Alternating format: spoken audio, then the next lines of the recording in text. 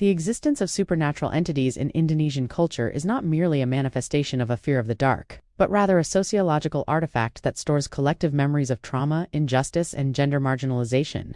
Among the thousands of figures inhabiting the dark spaces of the public imagination, the Kuntilanak stands as the most iconic, yet the most psychologically complex. Etymologically, the name Kuntilanak, or Pontianak, is rooted in a tragic biological reality. The woman who died in childbirth. This term is not just a label, but a brief narrative of an existence severed at the very threshold of creating life, in Malay and Bornean traditions. The term Pontianak is often linked to the combination of the words bunting, meaning pregnant, and anak, or child, reinforcing the deep connection between this entity and the failure of reproduction. However, the most terrifying version of the Kuntilanak is not found in shallow visual descriptions, but in narratives that dig into the depths of emotional pain and unquenchable vengeance.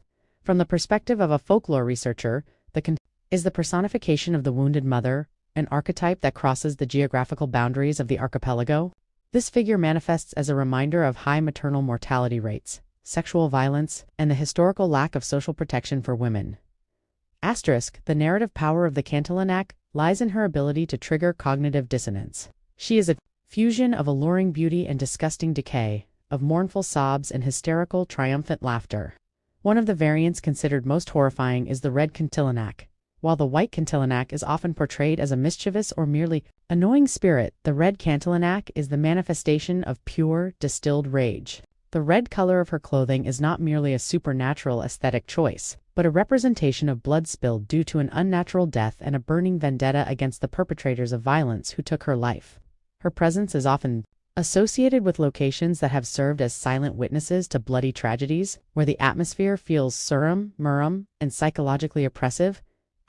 Before entering the main narrative, it is vital to understand the diversity of manifestations across Indonesia. While the core narrative remains the same, woman who died while pregnant or giving birth, each region provides a local nuance that enriches the horror of this figure. In Kalimantan, specifically around the city of Pontianak, this legend is merged with the history of the city's founding, where the Sultan had to use cannons to drive away the swarms of Kuntilanak, inhabiting the junction of the Kapuas and Landak rivers. This shows that in local consciousness, the Kuntilanak is viewed as a representation of a chaotic wild nature that opposes the formation of human civilization. The Kuntilanak is not a monolithic entity. She is a spectrum of human emotion projected into the afterlife. The Red Kuntilanak represents the peak of this emotional escalation point, where grief turns into a lethal weapon. One of the most disturbing elements in her legend is the law of her voice, known as the spatial inversion of sound. The further away her voice sounds, the